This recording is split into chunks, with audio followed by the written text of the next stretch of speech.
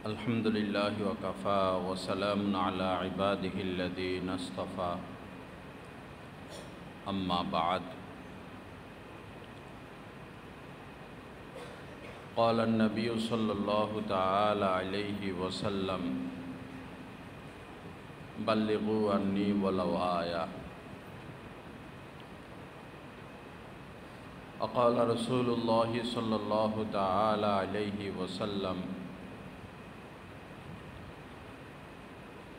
إنما الأعمال بالنيات أو كما قال عليه الصلاة والسلام اللهم صل على سيدنا ومولانا محمد وعلى آل سيدنا ومولانا محمد وبارك وسلم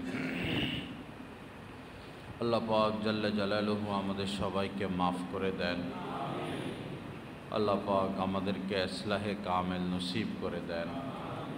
পরিপূর্ণ হেদায়েত আল্লাহ পাক আমাদের সবাইকে নসিব করে দেন। ফিতনা ফাসাদ থেকে আল্লাহ পাক এই জাতিকে, মুসলমান জাতিকে হেফাজতে রাখেন। যখনই দ্বীনি কাজ মানুষ ইখলাসের সাথে করবে না,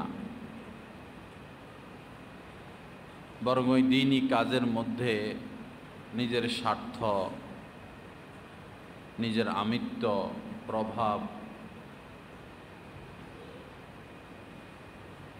এবং নিজের নেতৃত্ব প্রতিষ্ঠা করার চেষ্টা করবে,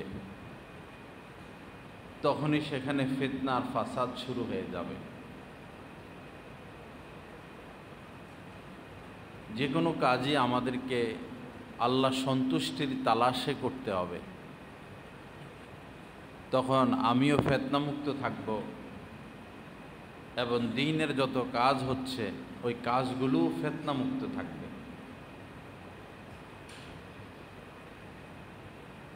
কোনো মানুষ 1000 বার হজ করলো, 1000 বার উমরা করলো, 1000 লক্ষ কোটি টাকা দান সদকা করলো, উদ্দেশ্য আল্লাহ ছাড়া ভিন্ন কিছু, আল্লাহর সন্তুষ্টি উদ্দেশ্য না। নিজের নেতৃত্ব, নিজের আমিত্ব, নিজের প্রভাব, পরিচিতি যদি উদ্দেশ্য হয়, এই 1000 হজ উমরা কোনোই কাজে আসবে না। এই পরীক্ষায় সে জিরো পাবে। সব কাজের মধ্যেই ইখলাস থাকতে হবে আল্লাহর জন্য। আর যেই কাজটা আল্লাহর জন্য হয় সেই কাজের মধ্যে মানুষ নিজের নাম তালাশ করে না, নিজের নেতৃত্ব তালাশ করে না। সাধারণ মানুষের মধ্যে ইদানিংকালে নেতৃত্ব বেশি শোভা পাচ্ছে, শুধু নিজের নেতৃত্ব, কর্তৃত্ব। এবং সাধারণ মানুষরা চায় আলেম ওলামাদেরকে খাটাইতে, আলেম ওলামাদেরকে খাটাইতে চায় কামলার মতো। আলেম ওলামাদের উপরও তারা প্রভাব বিস্তার করতে চায়, করে ফেলেছে। যার টার্গেট থাকবে আখিরাত, সে এমন আচরণ করতে পারে না। হিংসা, অহংকার, মারামারি, ঝগড়া কি এখন বাকি আছে আমাদের মুসলমানদের মধ্যে? দুই মুসলমান যদি ঝগড়া লাগে, মারামারি লাগে, একজন যদি মারা যায়, দুইজনের মধ্যে একজন যদি মারা যায়, নবীজি বলছেন ফাল কাতিল ওয়াল মাকতুল ফিন্নার, যিনি হত্যা করেছে তিনিও জাহান্নামী, আর যিনি হত্যা হয়ে গেছে, নিহত, তিনিও জাহান্নামী। দুই মুসলমান মারামারি লাগলো, দুজনই জাহান্নামে যাবে। সাহাবা ইকরাম জানতে চাইলেন, ইয়া রাসূলুল্লাহ, যিনি হত্যা করেছেন তিনি জাহান্নামে যাওয়াটা আমরা বুঝলাম, যিনি নিহত হলেন তিনি কেন জাহান্নামে যাবেন? তো নবীজি বললেন যে সেও তো হত্যা করতেই চেয়েছিল, পারে নাই। উদ্দেশ্য তো একই দুজনের, সে কৌশলে পারে নাই, শক্তিয়ে পারে নাই, কিন্তু উদ্দেশ্য তার একই ছিল, এই জন্য দুজনই জাহান্নামে যাবে। তিন জিনিস নবীজি এড়িয়ে চলতেন, তিনটা জিনিস, এবং মানুষকে তিনটা বিষয় থেকে তিনি বাঁচিয়ে রাখতেন। এক নম্বর হলো ঝগড়া, দুই নম্বর হলো অহংকার, তিন নম্বর হলো অযথা কথা। এই তিনটা থেকে তিনি দূরে থাকতেন, মানুষকে দূরে রাখতেন। আজ তিনটার মধ্যে আমরা কোথাও ঝগড়া হচ্ছে, যাইয়া সবাই ইচ্ছা করে উকি মারবে। দুইজনে ঝগড়া, কিছুক্ষণের মধ্যে 20 জন, কিছুক্ষণের মধ্যে 200 জন, কিছুক্ষণের মধ্যে 500 জন। আপনার দেখার কি দরকার ছিল? ঝগড়া হচ্ছে হোক, আপনি পাশ কেটে চলে যান। আপনার নবীজি পাশ কেটে চলে যাইতেন।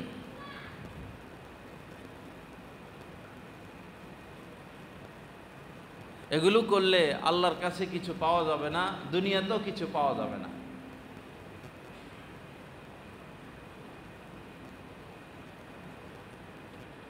বিভিন্ন এলাকায় এই নিকলি ওই এলাকার কিছু মানুষ এসে বলল যে হুজুর, জাল নামাবে মাছ ধরার জন্য নদীতে, চাঁদা দিতে হবে, এরপরে জাল নামাইতে দিবে। এই শুরু করছে। এদের শিক্ষা হলো না যে আমাদের পূর্বসূরীরা এগুলো করে তাদের কি পরিণতি হলো, আর এরা এখন থেকে এগুলো শুরু করে দিছে।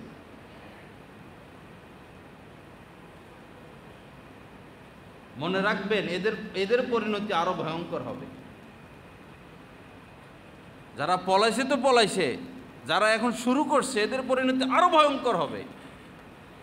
এরা আরো সর্বনাশ ডেকে আনবে, আরো বেশি অত্যাচার এরা করবে। কারণ এরা ভাবতেছে এখন একচ্ছত্র আমাদের দেশ এখন আমাদের হাতে একচ্ছত্র পাবে। এদের আলামত, এদের লক্ষণ ভালো মনে হচ্ছে না।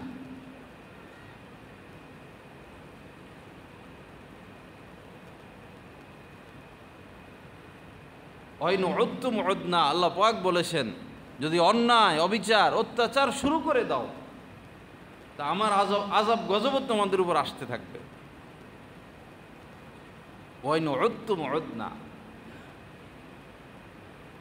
অত্যাচার করলে, জুলুম করলে আমি জুলুমের শিকার হবই, হিংসা করলে আমি হিংসার শিকার হব, অন্যের পিছে লেগে থাকলে আমার পিছনে অন্য লেগে থাকবে।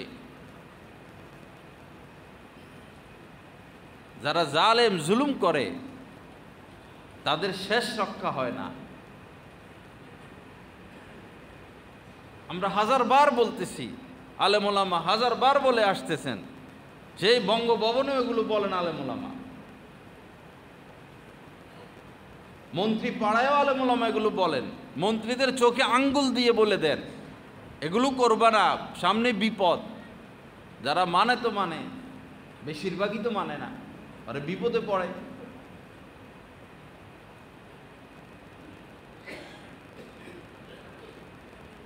তিন জিনিস থেকে নবীজি দূরে থাকতেন। ঝগড়া করতেন না, ঝগড়া করতে দিতেন না। অহংকার করতেন না, অহংকার করতে দিতেন না, মানুষকে বাঁচিয়ে রাখতেন। এবং অযথা কথা, সারা দিনই মানুষ অযথা কথা লিপ্ত। মিন হুসনে ইসলামিল মারই তারকুহু মা লা ইয়ানিহি, ইসলামের মধ্যে একজন মুসলমানের প্রধান বৈশিষ্ট্য হলো সে অযথা কথা থেকে বিরত থাকবে। এটা তার প্রধান বৈশিষ্ট্য।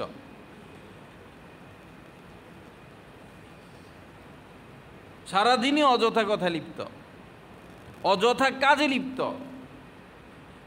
শুধু শুয়ে শুয়ে মোবাইলে ভিডিও দেখবে। কমপক্ষে 2 ঘন্টা মানুষের, কারো 3 ঘন্টা, কারো 4 ঘন্টা, কারো 5 ঘন্টা মোবাইলে ব্যয় করতেছে। ছোট্ট একটা জায়গার মধ্যে এই মূল্যবান সময়গুলো এই অযথা কাজে মানুষ শেষ করে দিচ্ছে। ফিরে আসার সম্ভাবনাও নাই, মারাই যাবে যদি নেট না থাকে, টাচ মোবাইল না থাকে। তাদের তো ভাবা উচিত, কবরে তো টাচ মোবাইল কেউ দিবে না সাথে। অসুস্থ হয়ে যখন লাইফ সাপোর্টে পড়ে থাকবে এই লোক, তখন তো তার সাথে টাচ মোবাইল থাকবে না, সে ব্যবহারও করতে পারবে না।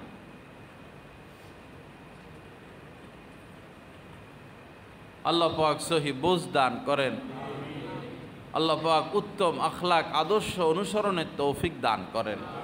সব ঠিক হইল, চরিত্রটা ঠিক হইল না। সব ঠিক হলো, চরিত্র ঠিক হলো না। আমাদের চরিত্রটাকে আমরা সাজাইলাম না।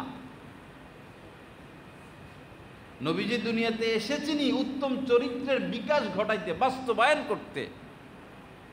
ইন্নামা বুইস্তু লিউতাম্মিমা মাকারিমাল আখলাক।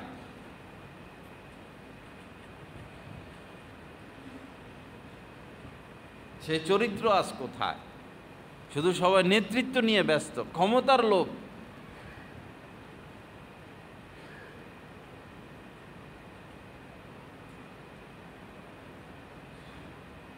আল্লাহ পাক আমাদেরকে সহি বুঝ দান করেন। আল্লাহ পাক আমাদেরকে উত্তম আদর্শ অনুসরণের তৌফিক দান করেন। নবীজি বসা, সাথে আম্মাজান আয়েশা সিদ্দিকা রাদিয়াল্লাহু তাআলা আনহাও বসা। উত্তম চরিত্র কাকে বলে? এক লোক নবীজির সাথে দেখা করার অনুমতি চাইল। নবীজি জানতে চাইলেন কে? অমুক লোক। তখন নবীজি বললেন যে এই লোক, আম্মাজান আয়েশাকে বললেন রাদিয়াল্লাহু তাআলা আনহা যে এই লোক তার সম্প্রদায়ের মধ্যে সবচেয়ে নিকৃষ্ট, খারাপ।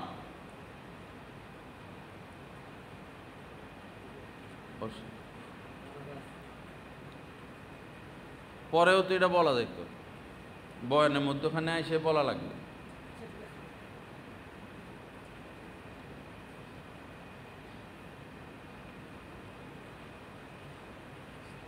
কথা বলার মাঝে ডিস্টার্ব করলে কথা আর আসে না। নামাজের পরেও তো কথাটা বলা যেত।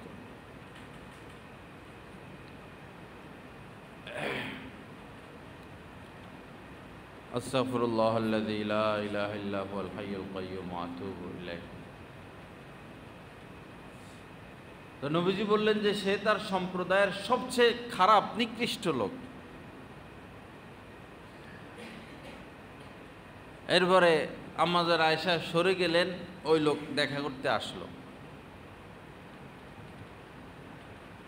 তার কথাবার্তা শেষ হলো, সে চলে গেল। আম্মাজান আয়েশা আবার আসলেন, এসে বললেন ইয়া রাসূলুল্লাহ, এই লোকের ব্যাপারে আপনি যা বলার তো বললেন, যা বলার তো বললেন, মানে সে সবচেয়ে নিকৃষ্ট, অথচ তার সাথে এত সুন্দর আচরণ, এত ভালো ব্যবহার, এত নম্রতা, এত ভদ্রতা, এত উঁচু আখলাক তার সাথে। দেখেন সমাজের সবচেয়ে নিকৃষ্ট লোকের সাথে সবচেয়ে সুন্দর আচরণ নবীজির। পরে মূল কথাটা নবীজি বললেন যে ইন্না মিন শাররিন নাসি মান তারাকাহুন নাসু আও ওয়াদাআহুন নাসু ইত্তিকা ফুহশিহি। সমাজের মধ্যে, মানুষদের মধ্যে ওই লোকটাই সবচেয়ে বেশি নিকৃষ্ট, যার আচার আচরণ ব্যবহারের কারণে সমাজের মানুষ তাকে বর্জন করে, যে এই লোকের ব্যবহার ভালো না।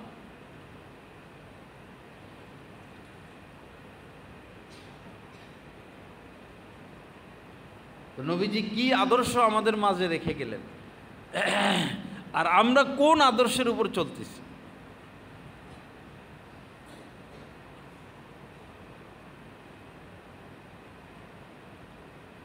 হযরতে জয়নব বিনতে জাহাশ রাদিয়াল্লাহু তাআলা আনহা আমাদের আম্মা জান, নবীজির পবিত্র স্ত্রীগণদের মধ্যে একজন। নবীজি প্রতিদিন ওনার ঘরে যাইতেন যে কোনো এক সময়। তিনি নবীজির জন্য মধু রেডি করে রাখতেন, বা মধুর শরবত, কখনো মধু দিয়ে শরবত বানায় দিতেন, কখনো নবীজি সেখানে গিয়ে মধু পান করতেন। তো নবীজির সব কিছু উম্মতের সামনে চলে আসছে। হযরত আম্মাজান আয়েশা এই ঘটনার বর্ণনাকারী। আম্মাজান আয়েশা বলেন যে আমি এবং হাফসা দুজন পরামর্শ করলাম যে আজকে সেখান থেকে মধু পান করে ফিরার পর আমাদের যার কাছে নবীজি আসবে, তোমার কাছে যাক বা আমার কাছে আসুক, আমার ঘরে যাক বা তোমার ঘরে, যার ঘরে আসুক, সে এটা বলবে যে আপনি তো মাগাফির পান করেছেন। মাগাফির,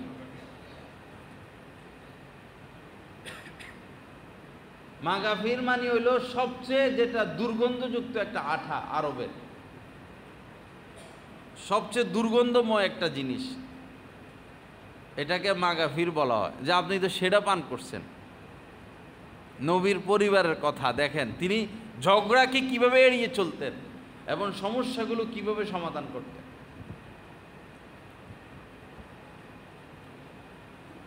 তো নবীজি দুইজনের একজনের ঘরে আসছেন, আসার পরে বলতেছে আপনি তো মাগাফির পান করছেন। তো নবীজি বলল যে না, আমি তো এই জয়নব বিনতে জাহাসের ঘরে গিয়েছি, আমি তো মধু পান করেছি। ঠিক আছে, আমি আর যাব না, আমি আর খাবো না। যেহেতু তোমাদের পছন্দ না বিষয়টা, তার ঘরে প্রতিদিন যাই, আজকে থেকে আমি আর যাব না, মধু পান করব না। তখন আল্লাহ পাক আয়াত নাজিল করছেন সাথে সাথে, যে আল্লাহ যেটা আপনার জন্য হালাল করেছেন, কেন সেটা আপনি হারাম করবেন নিজের উপরে। তো বলা উদ্দেশ্য, কিভাবে তিনি ঝগড়া এড়িয়ে চলতেন, তার উত্তম আদর্শ কেমন ছিল।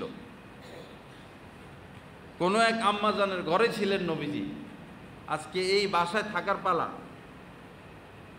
আরেকজন পাত্রে করে একটু খাদ্য খাবার বা তরকারি যে কোনো কিছু পাঠাইছেন। এটা পাঠায় না মানুষ, ভালো কিছু পাঠাইলেন। পারিবারিক বিষয়গুলো তিনি কিভাবে সমাধান করতেন। তো যখন যে আম্মাজানের ঘরে তিনি ছিলেন, আরেকজনে পাঠাইছেন পাত্রে করে কিছু খাদ্য। নবীজি ওই পাত্রটা ধরছেন হাতে, নিছেন। যার ঘরে ছিলেন তিনি হাত নাড়া দিয়া বা এভাবে পাত্রের মধ্যে ধাক্কা দিয়ে এটা ফালাই দিয়েছেন, হাত থেকে পড়ে গেছে, পাত্র ভেঙে গেছে, বাটি। ইনাকেও কিছু বললেন না, ওনাকেও কিছু বললেন না। নিজে ওই পাত্র দুই ভাগ হয়ে গেল, এ দোনো ভাগকে মিলাইয়া খাদ্য যেগুলো পড়ে গেছে এগুলো পাত্রে উঠাইলেন।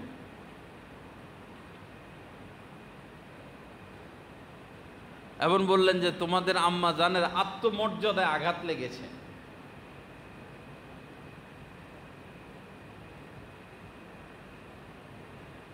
এইভাবে তিনি সমাধান করতেন।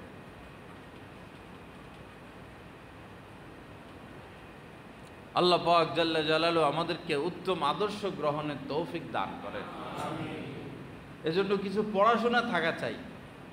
নবীজির জীবনী, সিরাত, বিভিন্ন ঘটনা, বিভিন্ন অকেয়া, সাহাবা ইকরামের জীবনী, বুজুর্গানে দ্বীনদের জীবনী। আমরা তো শুধু টাচ মোবাইল নিয়ে ব্যস্ত, ওখানে যা আছে সেখানে সেটা দেখি। ওখানে পবিত্রটা খুব কম পাইবেন, ভালোটা খুব কম পাইবেন, ভেজালটা বেশি পাইবেন।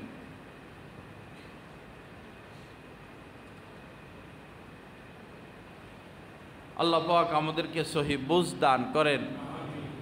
আল্লাহ পাক জাল্লা জালালু আমাদেরকে উত্তম আদর্শ গ্রহণের তৌফিক দান করেন। কাউকে বিপদে ঠেলে দিলে আমি বিপদে পড়ে যাব।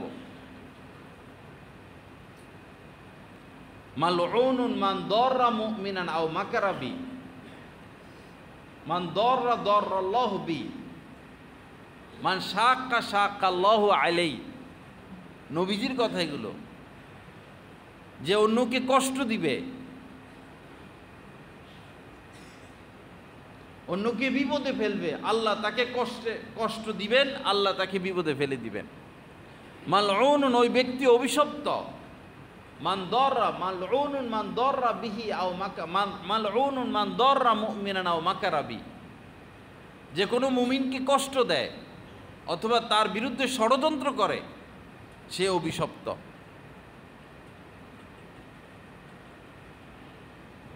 এখন আমরা কোনো মুমিনকে কষ্ট দেওয়া থেকে মুক্ত কিনা, তার বিরুদ্ধে ষড়যন্ত্র করা থেকে মুক্ত কিনা? যদি মুক্ত থাকি তাহলে এই অভিশাপ থেকে আমরা মুক্ত। আর যদি কোনো মুমিনের পিছনে লেগে থাকি আমরা, তার বিরোধিতায়, তাকে কষ্ট দেওয়া, তার বিরুদ্ধে ষড়যন্ত্র করা লেগে থাকি, তো আল্লাহর পক্ষ থেকে আমি অভিশাপের মধ্যে আসি।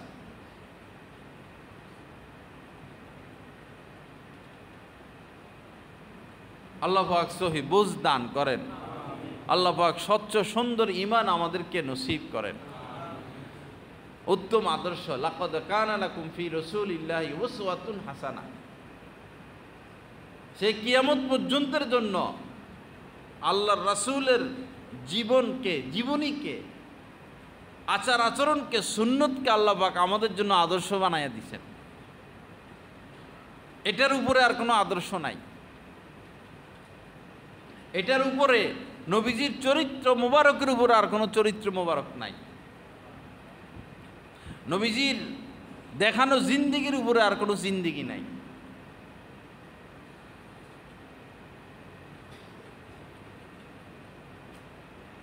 হযরত ওমর ফারুক রাদিয়াল্লাহু তাআলা আনহু থেকে বর্ণিত, এক লোক এসে নবীজির কাছে সাহায্য চাইলেন। তো নবীজি বললেন যে আমার কাছে তো দেওয়ার মতো কিছু নাই, হাত একদম খালি। তো তোমার যেটা প্রয়োজন তুমি এটা ক্রয় করে নাও, আমার কাছে টাকা পয়সা আসলে আমি পরিশোধ করে দিব। দেখেন, হযরত জাবের রাদিয়াল্লাহু তাআলা থেকে বর্ণিত, মা সুইলা রাসূলুল্লাহ সাল্লাল্লাহু আলাইহি সাল্লাম শাইয়ান কত্তু ফাকালা লা। সারা জীবনে নবীজির কাছে কোনো মানুষ এসে কোনো কিছু চাইছেন আর নবীজি না বলছেন, এরকম ইতিহাস হয় নাই, এরকম ঘটনা কখনো ঘটে নাই। লা বা না এরকম কোনো শব্দ তিনি বলেন নাই, কখনো কাউকে ফিরিয়ে দেন নাই।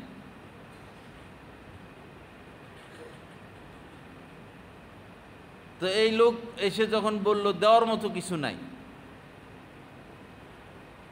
তো নবীজি যখন বললেন যে তুমি তোমার যেটা প্রয়োজন কাহারা থেকে নাও বা কিনে নাও, আমার কাছে টাকা পয়সা আসলে আমি পরিশোধ করে দিব।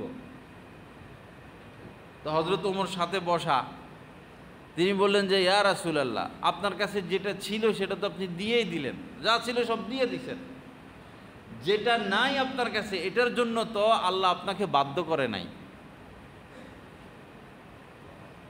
আল্লাহ তো আপনাকে এটার জন্য বাধ্য করে না, আপনার কাছে নাই।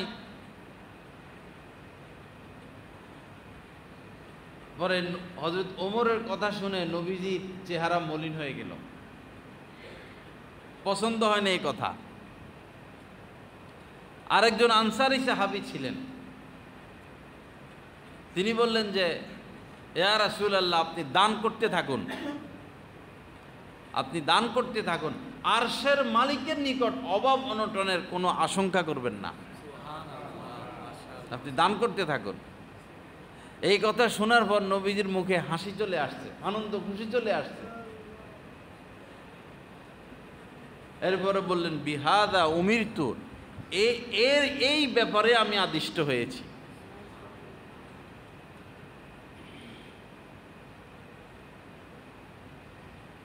আজ কি হলাম আমরা, কি নিয়ে যাব কবরে? আল্লাহ পাকের কাছে কি পেশ করব? রিক্সাওয়ালাদের সাথে আমাদের আচরণ কেমন? কাজের লোকের সাথে আমাদের আচরণ কেমন? আমার অধীনস্থ যারা, তাদের সাথে আমার আচরণ কেমন? আর লাখপতি কোটিপতিদের সাথে আমার আচরণ কেমন? শব্দের মধ্যে কেন ডিফারেন্স হয়?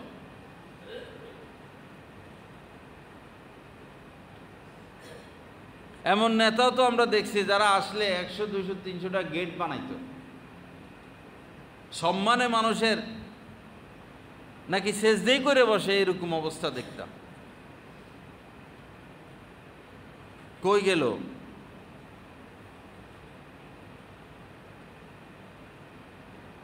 এক পক্ষতে গেল, তখন আরেক পক্ষের ব্যাপারে তো এই কামই শুরু হয়ে গেল। সারাদিন দুর্নীতি অন্যায় লিপ্ত, এখনো তাদের প্রতি সম্মান।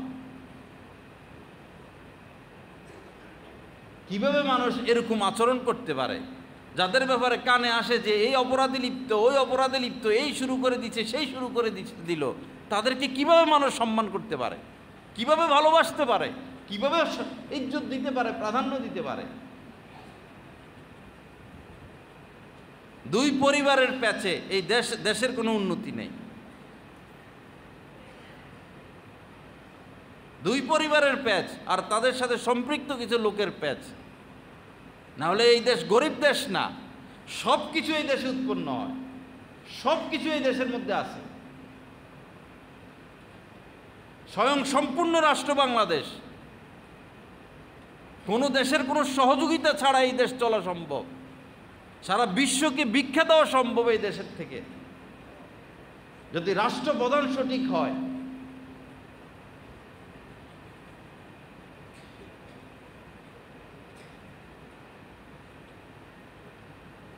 দলের মায়া ভিতর থেকে গেল না। মনে রাখবেন, সেই হযরত লূত আলাইহিস সালামের স্ত্রীর মতো হবে আপনাদের ঘটনা। যেহেতু নবীর স্ত্রী, কিন্তু ভালোবাসা ছিল কাফেরদের সাথে। যখন আল্লাহ পাক বলছেন এই এলাকা ছাড়ো, সেও বাইর হয়েছে স্বামীর সাথে, নবীর সাথে সেও বাইর হয়েছে। যারা মুমিন তারাও বাইর হয়েছে, যাইতেছে। ফেরেশতাদের মাধ্যমে আল্লাহ পাক বলেছেন পিছনের দিকে তাকাবা না। স্ত্রী ছিলই পিছনে, ভালোবাসা তো এদের সাথে। স্বামী তো আছে, স্বামী যে হক এটাও বুঝে, আবার ভালোবাসা কাফেরের সাথে। পরে যখন গজব আসলো, স্ত্রী সহ চলে আসলো। আর এদিকে ফেরাউনের স্ত্রী, সে নিজেকে খোদা দাবি করলো, একচ্ছত্র অধিকার পুরা মিশরের উপরে, তার উপরে কথা বলার, তাকে নিয়ে আলোচনা করার সাহস মিশরে কাহারও নাই। ওই সময় কোনো গণতন্ত্র ছিল না, রাজতন্ত্র। রাজতন্ত্র কি খোদাইতন্ত্র? সে তো নিজেকে খোদা দাবি করছে। আয়সা সেজদা করতো মানুষ তাকে। তো তার যেমন সম্মান, তার স্ত্রীরও তেমন সম্মান। এক স্ত্রী ছিল তার। রাজার যেমন সম্মান, রানীরও তেমন সম্মান। তো সে ফেরাউনের ঘর করে, ফেরাউনের সংসার করে। ভালোবাসা কার প্রতি? মূসার প্রতি আলাইহিস সালাম। ভালোবাসা হযরত মূসা আলাইহিস সালামের প্রতি। প্রথম যখন দেখছে মূসা আলাইহিস সালামকে কোলে, বাক্সার মধ্যে নদী থেকে উঠাই আনছে, হত্যার নির্দেশ, যে এই তো বনি ইসরায়েলের বাচ্চারা হত্যা করতে হবে। হযরত আসিয়া বললেন যে তারে দেখার পর আমার মায়া লাগছে। ফেরাউন বলছে আমার মায়া লাগে নাই। মায়া লাগছে, মায়া লাগে নাই। দুর্নীতিবাজদের প্রতি আমাদের মায়া লাগে কি লাগে নাই সেটা দেখেন। চোরদের প্রতি, লুটপাটকারীদের প্রতি আমার আপনার মায়া আছে কিনা সেটা দেখুন। যারা দেশের এত সর্বনাশ করে আসতেছে স্বাধীন হওয়ার পর থেকে, এখনো তাদের প্রতি ভালোবাসা।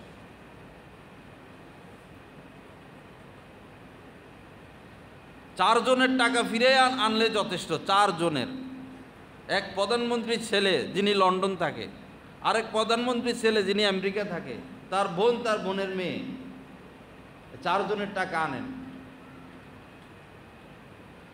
আর কিছু লাগবে না। আপনি রাজার ছেলে, তো আপনি রাজা হবেন, আপনার চরিত্রকে আপনি ভালো রাখতেন। আপনি কেন লুটপাটে গেলেন, চুরিতে গেলেন, দুর্নীতিতে গেলেন? আপনি তো একসময় প্রেসিডেন্ট হবেনি, প্রধানমন্ত্রী হবেনি।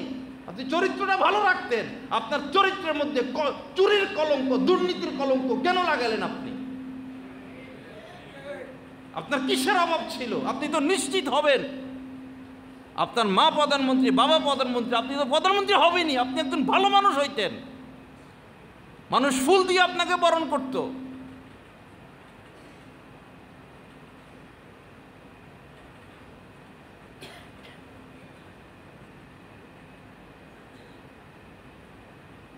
কিয়ামতের আগে অযোগ্যরাই রাষ্ট্রপ্রধান হয়ে যাবে, সমস্ত নেতৃত্ব কর্তৃত্ব অযোগ্য অশিক্ষিত লোক, খারাপ লোকদের হাতে চলে আসবে, সেটাই বাস্তবায়ন হবে। আর জনগণ নিপীড়নের শিকার, নির্যাতনের শিকার। ইউক্রেনে কত মানুষ সৈনিক প্রতিদিন মারা যাচ্ছে, মুসলমান সৈনিকও সেখানে আছে। রাজা, 2 রাজা 3 রাজা, আমেরিকার উস্কানি আর পুতিন আর এই ইউক্রেনের প্রেসিডেন্ট, তাদের জিদাজিদের কারণে হাজার হাজার মানুষ শেষ হয়ে যাচ্ছে।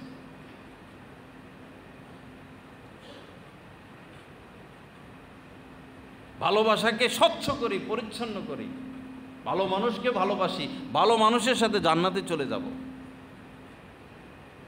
ফাদখুলি ফি ইবাদি ওয়াদখুলি জান্নাতি। আমার যারা নেককার বান্দা তাদের অন্তর্ভুক্ত হও এবং আমার জান্নাতে প্রবেশ করো।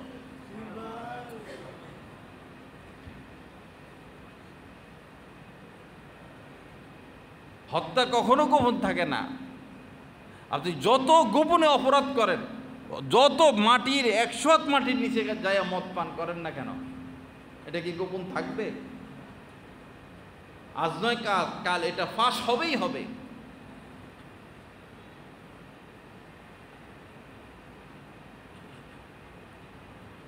নিজেকে স্বচ্ছ রাখা, পরিচ্ছন্ন রাখা, পবিত্র রাখা, মানুষের সামনে এক আচরণ, মানুষের পিছনে আর অন্ধকারে আরেক আচরণ, রুমের বাহিরে এক আচরণ, রুমের ভিতরে এক আচরণ, আলোতে এক আচরণ, অন্ধকারে আরেক আচরণ। না, আলোতে আল্লাহ আপনার সাথে যেমন ছিলেন, অন্ধকারেও আল্লাহ আপনার সাথে আছেন। বড় লোকদের সাথে আচরণের ক্ষেত্রে আল্লাহ যেমন ছিলেন, গরিবের সাথে আচরণের সাথেও আল্লাহ তেমন আছেন। মানুষের সামনে আপনি যেমন, আল্লাহ আপনার সাথে আছেন। এখন আপনি একা, কেউ নাই, এখনও আল্লাহ আপনার সাথে আছেন। এখন তো আপনি আল্লাহকে আরো বেশি ভয় করবেন। বাথরুমে যাবেন, এখন আল্লাহকে আরো বেশি ভয় করবেন, কারণ এখন কেউ নাই, আল্লাহ একচ্ছত্র আপনার সাথে। রুমের মধ্যে লাইট বন্ধ, কেউ নাই, আল্লাহ আপনার সাথে আছেন। অহুয়া মাআকুম আইনা মা কুনতুম, যেখানেই তোমরা যাও না কেন, আল্লাহ তোমাদের সাথে আছেন। এখন তো আল্লাহর ভয় আরো বেশি। মানুষ তো আল্লাহকে ভয় করে মানুষের সামনে আসলে। মানুষের সামনে আসলে অনেকে গুনাহ করে না, গুনার কথা সুফি সাহেব সাজে, বুজুর্গ সাজে মানুষের সামনে, আর অন্ধকারে গিয়া পাপে লিপ্ত হয়। অন্ধকারে পাপে লিপ্ত হবেন কিভাবে? সেখানে তো আল্লাহ আপনার সাথেই আছেন। আপনার তো স্মরণে রাখা উচিত, বোঝা উচিত যে আল্লাহ আমার সাথে আছেন। তিনি আমাকে এখন পাগল বানিয়ে দিতে পারেন, বোবা বানিয়ে দিতে পারেন, আমার ব্রেন স্ট্রোক করে দিতে পারেন, হার্ট অ্যাটাক করে দিতে পারেন, যে কোনো বিপদ আমার উপর তিনি দিয়ে দিতে পারেন এই পাপের কারণে। পাপ মুক্ত হই, পাপীদের ভালোবাসা অন্তর থেকে বের করি।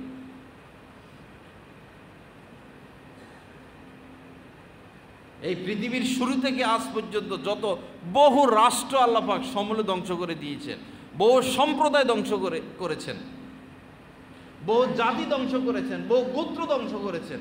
পুরা দেশ একসাথে জ্বালাইয়া দিতেন, উল্টাইয়া দিতেন, পুরা বস্তি একসাথে উল্টাইয়া দিতেন, জ্বালাইয়া দিতেন, বরবাদ করে দিতেন, ধ্বংস করে দিতেন।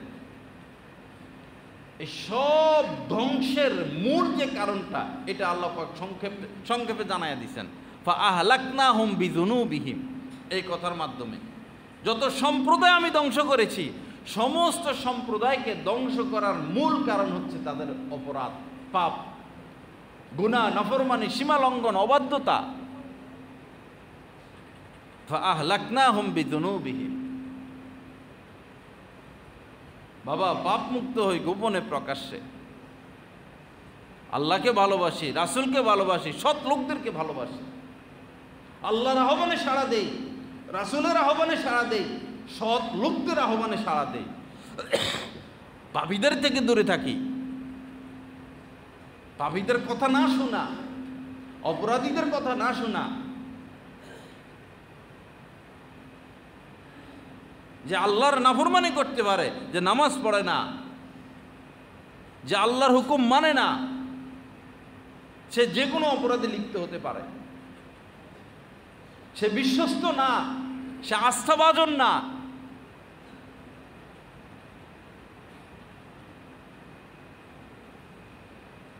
আল্লাহ পাক জাল্লা জালালু আমাদের সবাইকে সহি বুঝ দান করেন। আল্লাহ পাক আমাদেরকে হেদায়েত দান করেন। আল্লাহ পাক উত্তম আদর্শ অনুসরণের তৌফিক দান করেন, নবীজির আদর্শ অনুসরণ করা, নবীজিকে ভালোবাসা। উতবা নামের এক লোক উহুদের ময়দানে যখন পাথর মারে তখন নবীজির দাঁত মোবারক শহীদ হয়ে যায়, নবীজির নুরানি চেহারা রক্তাক্ত হয়ে যায়, যে শরীরে মশা মাছি বসতো না, সেই নুরানি চেহারায় এই উতবা পাথর নিক্ষেপ করে। সাহাবায়ে কেরাম এই অবস্থা দেখে পরে বললেন, ইয়া রাসূলুল্লাহ, আপনি বদদুয়া করুন। বদদুয়া করলেই শেষ মুহূর্তের মধ্যে। তো নবীজি বলতেছেন, আল্লাহুম্মা গফির লিকওমি ফাইন্নাহুম লা ইয়ালামুন। আল্লাহ, আমার এই জাতি আমাকে চিনে নাই, এজন্য আমার সাথে এমন আচরণ করে, আপনি মাফ করে দেন।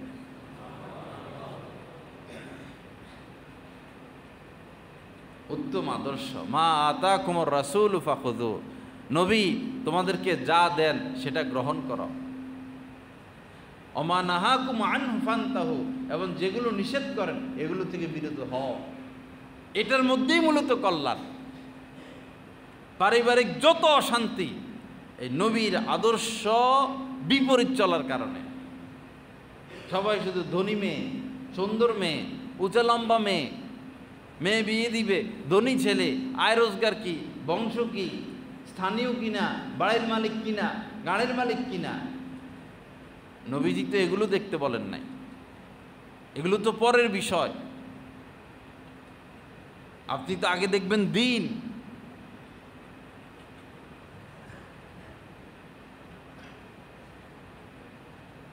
যে স্বামীর মধ্যে দিন নাই সে স্ত্রী স্বামীকে নিয়ে সুখী না, যে স্ত্রীর মধ্যে দিন নাই এই স্বামী এই স্ত্রীকে নিয়ে খুশি না, যে পুত্রবধূর মধ্যে দিন নাই এই পুত্রবধূ ঘরে ঢোকার পর এই ঘরের মধ্যে আগুন আগুন জ্বালাইয়া দিল, শান্তি নাই।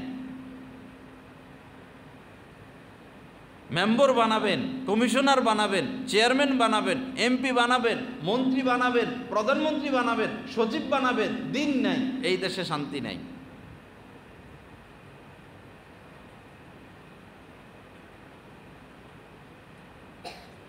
সর্বক্ষেত্রে দিনকে প্রাধান্য দিতে হবে।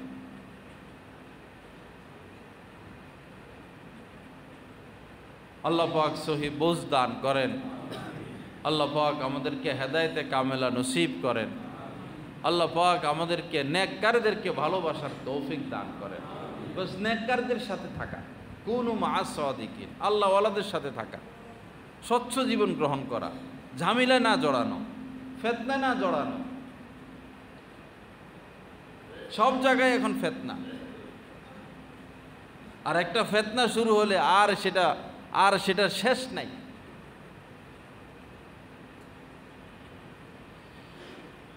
লা ইলাহা ইল্লাল্লাহ।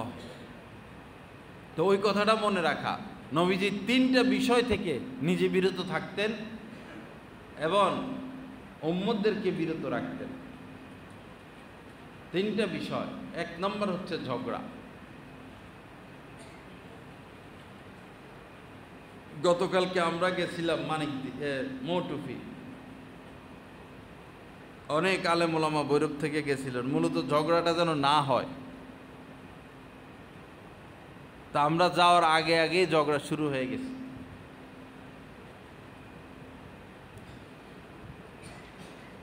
যে দৃশ্য দেখলাম এটা কোনো মানবের দৃশ্য, মানুষের দৃশ্য না। মানুষকে হত্যা করার জন্য, অথচ উভয় পক্ষ মুসলমান, একই গ্রামের মানুষ। কি নিয়ে ঝগড়া, কেন ঝগড়া?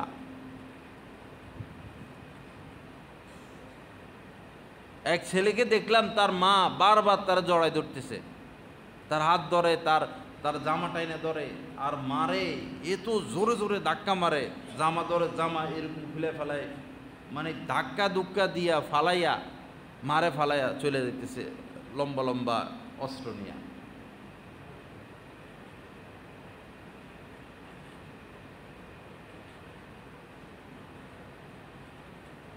কেন ঝগড়া করব? কি দরকার? আমার সম্পদ নিচে নেগা, এই এলাকায় আমার দিন ইমান টিকে না, আমি এই এলাকা থেকে চলে যাব, আরেক এলাকায় চলে যাব।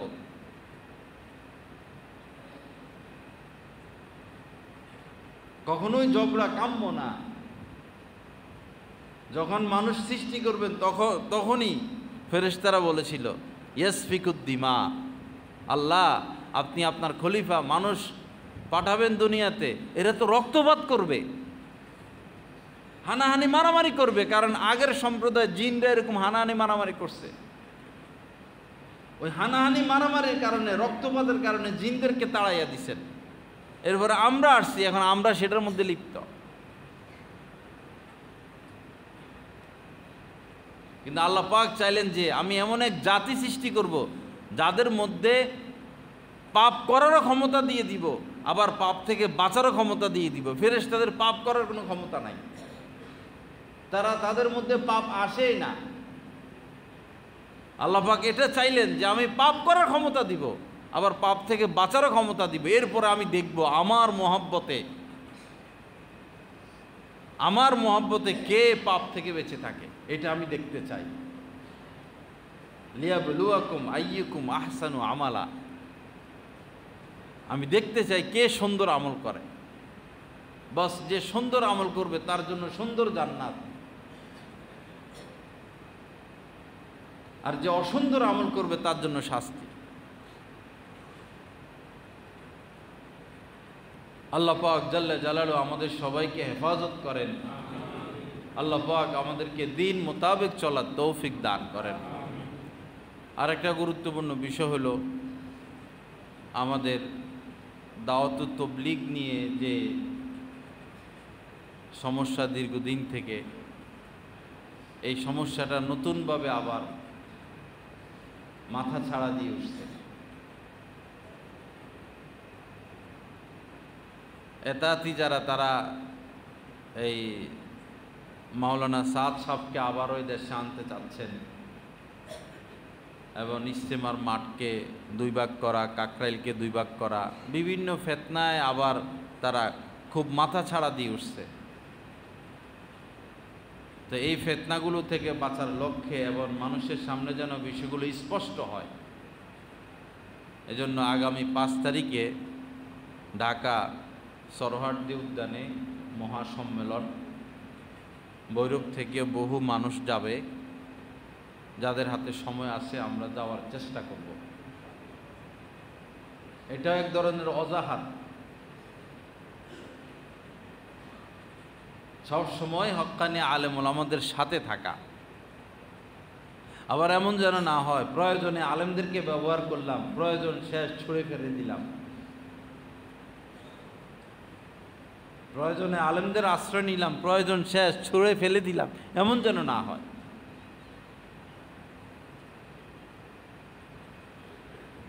সব সময় আলেমদের সাথে থাকতে হবে। হক্কানি আলেম, আল্লাহওয়ালা আলেম, মুত্তাকি আলেম।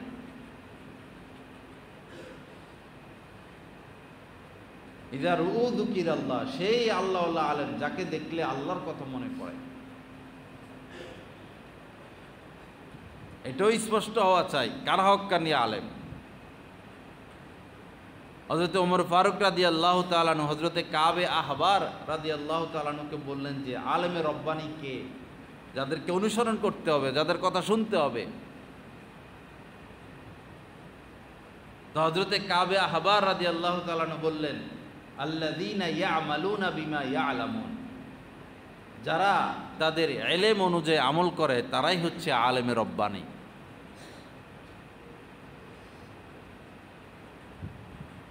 তো হযরত ওমর বললেন আলেমদের ভিতর থেকে ইলম কোন জিনিস বের করে দেয়, কোন জিনিস আলেমের ভিতরের ইলমকে বের করে দেয়? তো হযরত কাবে আহবার বললেন যে লোভ।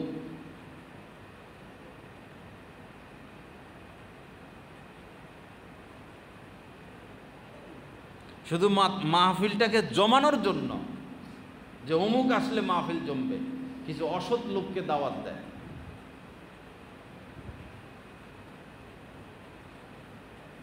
উদ্দেশ্য মাহফিল জমানো, উদ্দেশ্য তো আপনার আল্লাহ সন্তুষ্টি হলো না।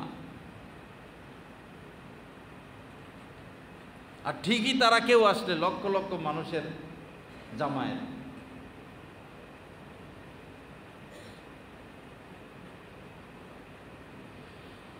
আল্লাহ পাক আমাদেরকে ইসলাম নসিব করেন। আল্লাহ পাক হক্কানি আলেমদের সাথে থাকার তৌফিক দান করেন। আগামী 5 তারিখের এই যে সম্মেলন, এই সম্মেলনে যাদের তৌফিকও আমরা ইনশাআল্লাহ সবাই যাওয়ার চেষ্টা করব। আল্লাহ পাক সবাইকে তৌফিক দান করেন। হযরত ওয়ালা দামাত বারাকাতুহুমের প্রতিটি বয়ান পাচ্ছেন নেটের মাধ্যমে, টেলিগ্রামের মাধ্যমে। প্রথমত গুগল প্লে স্টোর থেকে টেলিগ্রাম অ্যাপসটি ডাউনলোড করতে হবে। তারপর টেলিগ্রাম অ্যাপসে প্রবেশ করে নিজের মোবাইল নাম্বার এবং একটি ভেরিফিকেশন কোড প্রদানের মাধ্যমে অ্যাকাউন্ট খুলতে হবে। অ্যাকাউন্ট খোলার পর ডান পাশে উপরে একটি সার্চ আইকন থাকবে, ওইখানে বাংলায় লিখতে হবে বয়ানে মাওলানা জহিরুল ইসলাম সাহেব, অথবা ইংরেজিতে @বয়ানবিডি। তারপর চ্যানেলে প্রবেশ। পরবর্তী কাজ হলো নিচে জয়েন আইকন থাকবে, ওইখানে ক্লিক করা। জয়েন হয়ে যাওয়ার পর পূর্ববর্তী আপলোডকৃত সকল বয়ান আপনারা পেয়ে যাবেন খুব সহজে। আলহামদুলিল্লাহ, প্রতি ইংরেজি মাসের শেষ শুক্রবার কমলপুর মাদ্রাসা মসজিদে মাসিক ইজতেমা অনুষ্ঠিত হয়। উক্ত মজলিসে অংশগ্রহণ করার জন্য সকলের প্রতি দিনী দাওয়াত রইল।